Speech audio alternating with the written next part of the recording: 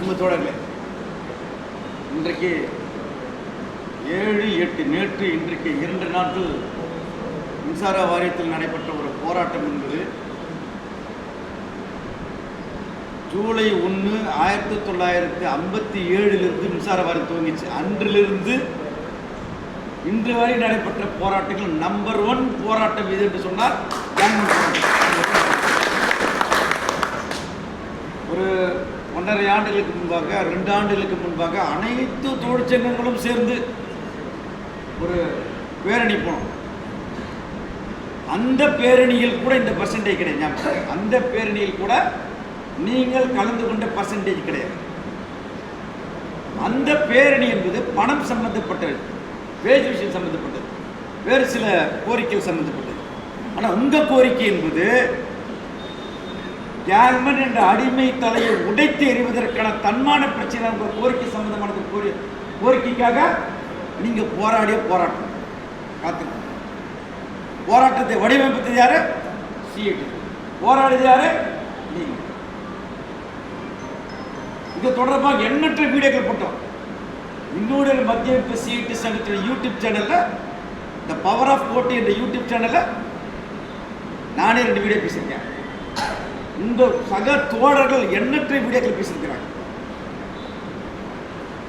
அந்த வீடியோக்கள் பேசுகிற பேச்சு என்பது அது திரைக்கதை வசனம் அல்லது, அது உங்களுடைய உணர்வு, உங்களுடைய வாழ்க்கை, உங்களுடைய எதிர்காலம்.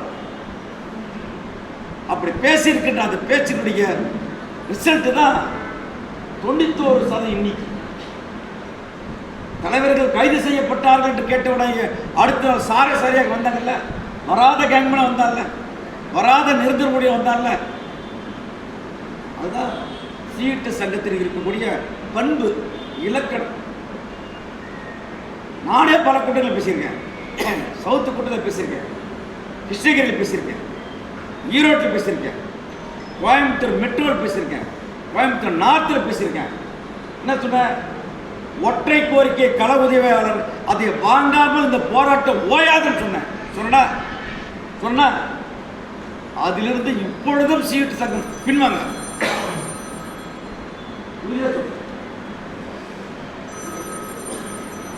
உறுதியா சொல்ற. அப்படின்னா எங்க கோரிக்கை எங்கன்னு கேட்பீங்க? பேச்சுவார்த்தை சேர்மன் பேச ஒரு 40 நிமிடம் பேச்சுவார்த்தை. திருவண்ணாமலையிலிருந்து இதற்காகவே வந்தார். திருவண்ணாமலை மதியம் நம்ம தோழர்கள் மதிய உணவு சாப்பிட்டுக்கிறாங்க. கேங்மேன் தோழர்கள் வரிசையாக நின்று உங்கள் தோழர்கள் மதிய உணவு சாப்பிட்டதை பார்த்தேன். அதில் ஒரு கேங்மேன் பண்ணி தனியாக கூப்பிட்டு வச்சு நான் பேசுகிறேன். எல்லா பேருக்கும் சொன்னார். சொன்ன பிறகு எங்களுக்கு கோரிக்கை கடிதத்தை கொடுத்தோம். என்ன சொன்னார்னா, கேங்மேனுக்கு கள உதவி எப்படி கொடுக்க முடியும்? எப்படி கொடுக்க முடியும்? கொடுக்க முடியாத ஒரு தொழிற்சங்கம் சொல்லிச்சேன். ஐடிஐ, என்டிசி, என்ஏசி தான் சொன்னாங்க.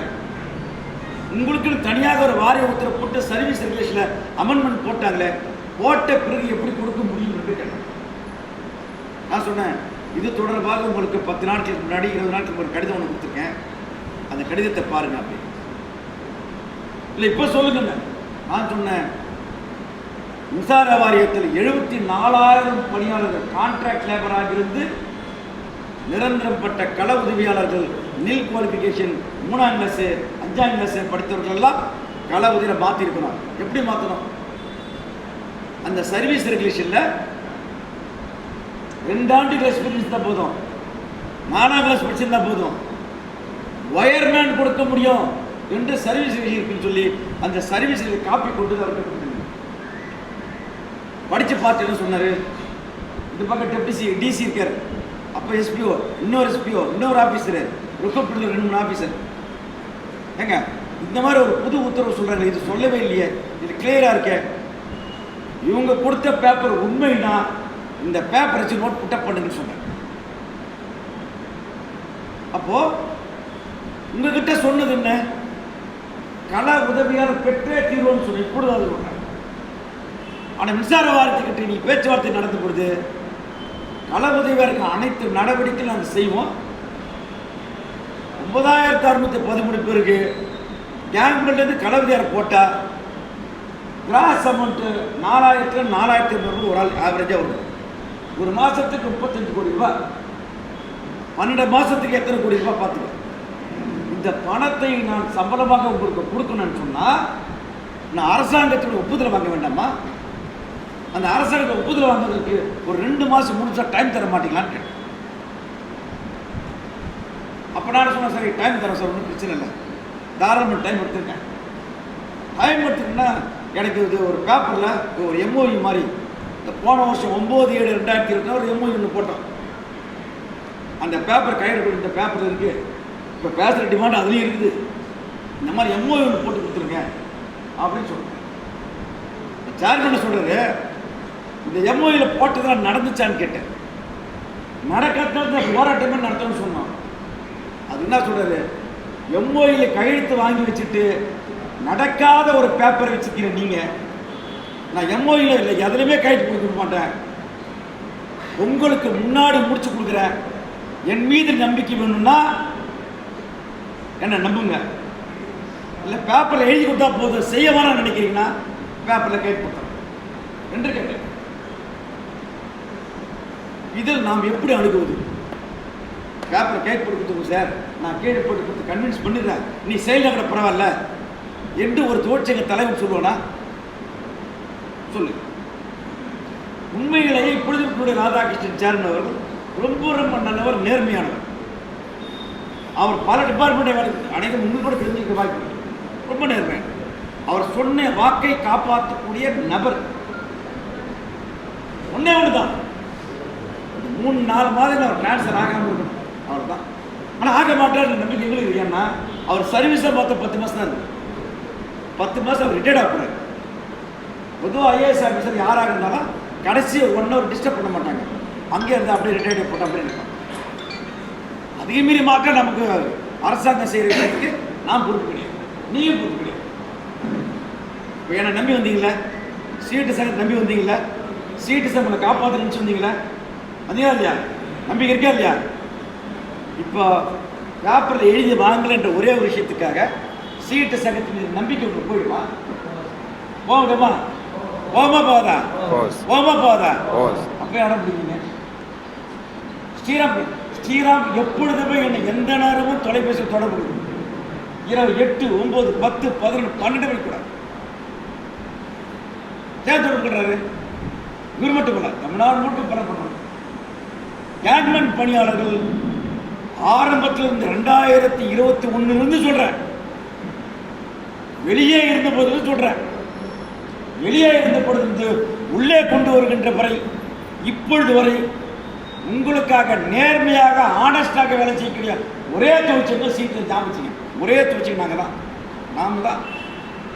மற்றவர்கள கோரிக்கை சொல்லுவோம், அதை பண்ணுறேன் இதை பண்ணுறேன்னுவான், காசு வாங்குவான், என்னென்ன பண்ணுவான், எதுவும் நடக்குது.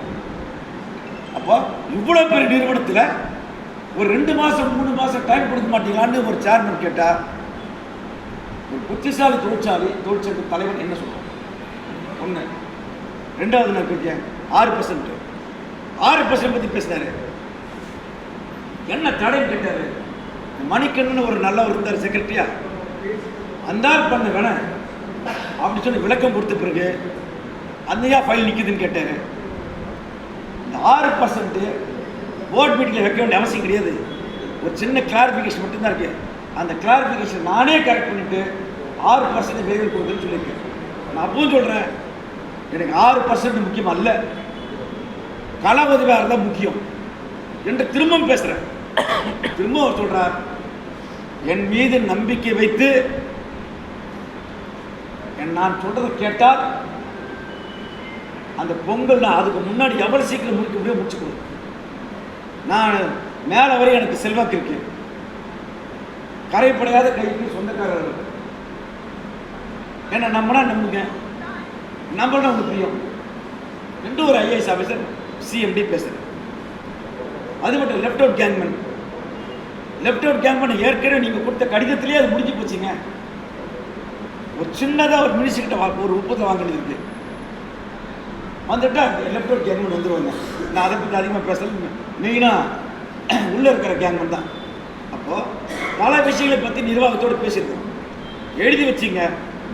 இந்த 2 நாட்களாக தமிழகம் முழுவதும் நடைபெற்ற மிகப்பெரிய போராட்டங்கள் தமிழ்நாடு முழுவதும் எண்ணற்ற டிபார்ட்மெண்ட் நடந்திருக்கு. போக்குவரத்து வேறு துறைகளில், ஆனால் மிக மிக முக்கியம் வாய்ந்த துறையாக இருக்கக்கூடிய மின்சாரத்துறையில் உங்களுடைய போராட்டம் தான் அரசாங்கத்தை திரும்பி பார்க்க வைத்திருக்குது. போனவனே சொல்ல சேர்மனே அதான் சொல்ல பார்க்க சொல்றது